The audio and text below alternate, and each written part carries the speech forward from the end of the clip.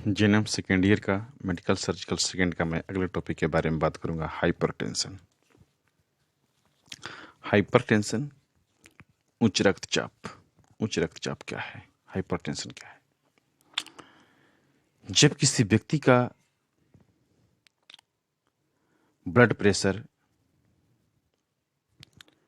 140 या 140 से ऊपर जाने लगता है,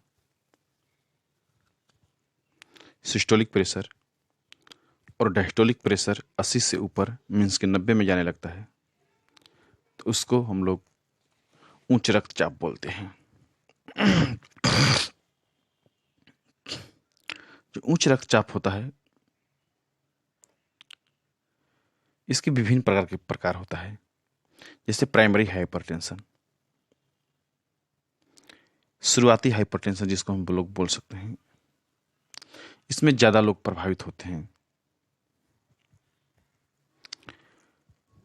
और ये खासकर ये जो समस्या होती है खासकर बूढ़े समय में होती है। जो प्राइमरी हाइपरटेंशन होता है खासकर बूढ़े समय में होता है। जो बूढ़े लोग होते हैं उनको बहुत ज़्यादा प्राइमरी हाइपरटेंशन मतलब कि हाई बीपी रहती है और इसका पता भी नहीं चलता है। आप देखेंगे जब बूढ़े व्यक्ति को सब कुछ ठीक ठाक है फिर भी उसका बीपी हाई रहता है और उसका कोई कारण नहीं पता चलता है, तो इसको हम लोग प्राइमरी हाइपरटेंशन कहते हैं। Secondary hypertension. सेकेंडरी हाइपरटेंशन होता है किसी बीमारी से जुड़ा होता है। जैसे मान लीजिए आपको कोई बीमारी है, हार्ट की बीमारी है, चाहे अन्य किसी कोई भी बीमारी हो, तो उस टाइम आपका बीपी बढ़ा रहता है तो उस सेकेंडरी हाइपरटेंशन बोला जाता है। मतलब कि वो उस बीमारी के साथ जुड़ा हुआ है, उसके लिए अलग से कोई इलाज नहीं किया जाता है। सेकेंडरी हाइपरटेंशन में हाइपरटेंशन का अलग से कोई इलाज नहीं किया जाता है, वो बीमारी का इलाज चलता है साथ साथ अपने आप वो खुद ब खुद वो क्या होता है वो ठीक हो जाता है। इसको हम लोग बोलते हैं secondary hypertension. Renal hypertension. Renal hypertension एक किडनी से जुड़ा होता है।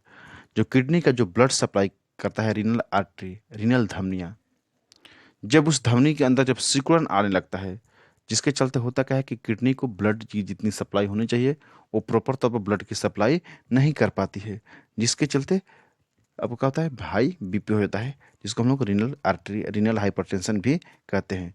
इसके अंदर क्या होता है पेशाब में खून आने लगता है।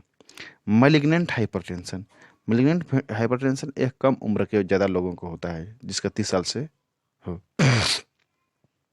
यह कहा था इमरजेंसी कंडीशन होता है, जैसे आपको कभी एक्सीडेंट हो जाए या कोई भी अचानक कोई घटना घट जाए तो उसमें क्या होता है आपकी बीपी बहुत तेज़ी से बढ़ता है और आपको उसमें इलाज की ज़रूरत पड़ती है। उस टाइम जब आपका इस टाइप की स्थिति होती है, जब हाई बीपी होती है तो आपको धुंधला दिखाई देने लगता है, छाती सिर में क्या होता है दर्द होने लगता है और जो हाथ पैर का होता है सुन्न होने लगता है। इसके लक्षण क्या है? यदि बीपी हाई होता है तो उसका क्या क्या लक्षण आपको दिखाई देगा? आपको सिर में दर्द होने लगेगा, आपको धुंधला दिखाई देने देगा, आपको घबराहट होगी, आपको चक्कर आएगा, सीने में दर्द होगा, थकान होगा और सांस लेने में क्या होगी तकलीफ होगा और नाक से आपको खून भी आने लगेगा। कारण इसका क्या क्या कारण हो सकता है? इसके बहुत से कारण हो सकते हैं। जैसे आपकी बढ़ती उम्र, मैंने क्या बोला कि जो प्राइमरी हाइपरटेंशन होता है अक्सर बूढ़े लोगों को होता है, जिसका उम्र 50 से 40 के ऊपर चला जाता है उसको प्राइमरी हाइपरटेंशन की शिकायत अक्सर देखा जाता है, क्योंकि वो बीपी अपने आप हाई रहता है, उसका कोई कारण पता नहीं चलता है। अनुवंशिकता। अनुवंशिकता के मतलब कि आप यदि आपके परिवार में आपके मम्मी को, आपको पापा को, आपको किसी को भी यदि पहले से हाई बीपी की शिकायत है तो आपको भी इस टाइप की शिकायत आने की संभावना रहता है, जिसको हम लोग जेनेटिक्स बोलते हैं। मोटापा। यदि कोई व्यक्ति मोटापा है तो उसको हाई बीपी का शिकायत रहता है, क्योंकि उससे क्या होता है कि नस नस जो धमनियाँ होती हैं उस पर दबाव पड़ता है, जिसके चलते आपको हाई बीपी की शिकायत हो सकती है। शारीरिक गतिविधियों में कमी, जैसे देखते हैं कुछ लोग होते हैं जो एकदम आराम की ज़िंदगी जीते हैं, ना टहलना पसंद करते हैं, बस खाए पिए आराम से सोए, तो उसको क्या होता है उसको हाई बीपी की शिकायत रहता है। जो धूम्रपान ज़्यादा करता है, जैसे जो सिगरेट का सेवन ज़्यादा करता है उसको क्या होता है कि हाई बीपी की शिकायत रहता है। जो शराब पीता है, जो ज़्यादा नमक खाता है उसको भी हाई बीपी की शिकायत रहता है। जो जो वसा युक्त ज़्यादा भोजन खाता है, वसा युक्त ज़्यादा भोजन खाने से क्या होता है जो धमनियाँ होती हैं उसके ऊपर दबाव पड़ने लगता है। वसा क्या होता है शरीर में जाकर डिपॉजिट होता है, मतलब शरीर में जाके वो जमता है। जमने के बाद क्या होता है जो धमनियाँ होती है उसके ऊपर क्या होता है दबाव पड़ता है और धमनियाँ क्या होती है सिकुड़ने लगती है, जिसके चलते आपको बीपी क्या होता है हाई होता है। मानसिक तनाव, जो हमेशा मानसिक तनाव में रहता है उसको भी बीपी क्या रहता है, हाई रहता है। जो डायबिटीज के पेशेंट होता है उसको भी क्या होता है, बीपी हाई रहने की संभावना रहता है। गर्भ अवस्था में भी क्या होता है, बीपी हाई हो जाता है। गर्भ अवस्था में बीपी क्या होता है, हाई हो जाता है।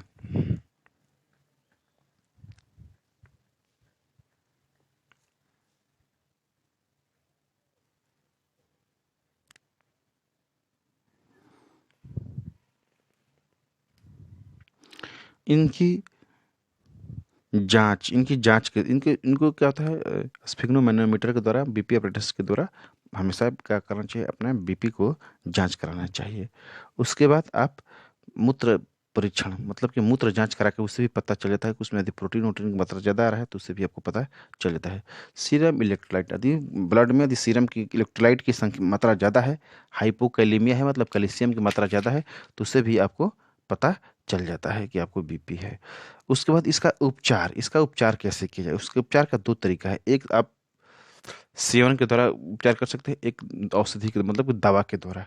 पहले हम बात करेंगे दवा के द्वारा। इमरजेंसी कंडीशन में हम लोग को दवा की जरूरत होती है, इसको कैसे ट्रीटमेंट किया जाए। इसके लिए डायरिवेटिक्स का इस्तेमाल किया जाता है, जिसका नाम है फ्रीसेमाइड। फ्रीसेमाइड का इस्तेमाल किया था। फ्रीसेमाइड क्या करता है, डेरिवेटिक्स होता है, मतलब कि यूरिन को पास आउट करता है। यूरिन को पास आउट करने से क्या होता है कि आपके जो बीपी होता है तुरंत डाउन होने लगता है, क्योंकि यूरिन अंदर में रहता है तो प्रेशर बनाता है, जिसके चलते और हाई बीपी का शिकायत रहता है। अब यूरिन आपका बाहर आने लगता है तो तुरंत क्या होता है, बीपी डाउन होने लगता है। बीटा ब्लॉकर जैसे प्रोपेनॉल, मेटाप्रोलोल, ये दवा चला सकते हैं। कैल्शियम चैनल ब्लॉकर में नेफिडिपिन। नेफिडिपिन जो होता है आपको बहुत अच्छा काम करता है। इमरजेंसी कंडीशन में आपको नेफिडिपिन का होता है, बहुत अच्छा काम करता है। ACE inhibitor enalapril, captopril.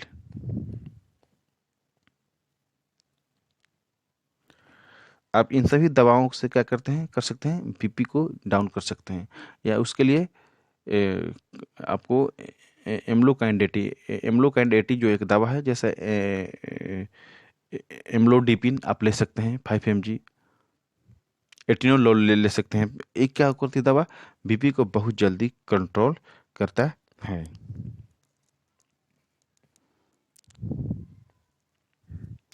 हम इसको नर्सिंग मैनेजमेंट में कैसे कैसे कंट्रोल करेंगे। नर्सिंग मैनेजमेंट में कंट्रोल करने के लिए पहले आपको प्रथम चरण में उसके जीवन के जो जीने की तरीका है, उसको जो आहार है उसको सही करना पड़ेगा। उसको टहलने के लिए बोला जाएगा, उसको प्रतिदिन व्यायाम करने के लिए बोला जाए, स्वस्थ आहार खाना खाए, ज़्यादा कोलेस्ट्रॉल वाला भोजन न ले, नमक की मात्रा कम करे, धूम्रपान का सेवन न करे, शराब न पिए, पर्याप्त मात्रा में नींद ले।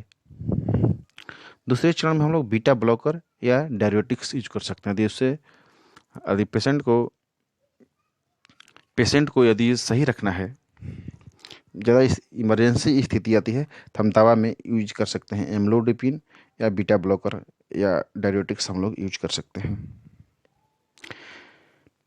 यदि जिसको बीपी की ज़्यादा शिकायत है उसको ज़्यादा मसालेदार भोजन नहीं करना चाहिए, उसको दूध मांस मछली ज़्यादा नहीं खाना चाहिए। उससे क्या होता है, शरीर में वजन बढ़ता है, उससे क्या होता है, आपको धमनियों पर जोड़ आता है, प्रेशर आता है, जिसके चलते बीपी बढ़ने की संभावना बढ़ जाती है। यदि जिसको भी बीपी की शिकायत हो वो हमेशा अपनी बीपी जांच करवाते रहना चाहिए, हमेशा व्यायाम करनी चाहिए, हमेशा संतुलित आहार लेना चाहिए, ज़्यादा मानसिक तनाव में नहीं रहना चाहिए और नींद भरपूर मात्रा में लेते रहना चाहिए, ताकि आपको किसी भी प्रकार की शिकायत या दिक्कत। जिनम सेकेंड ईयर का मेडिकल सर्जिकल सेकेंड का मैं अगले टॉपिक के बारे में बात करूंगा, हाइपरटेंशन। हाइपरटेंशन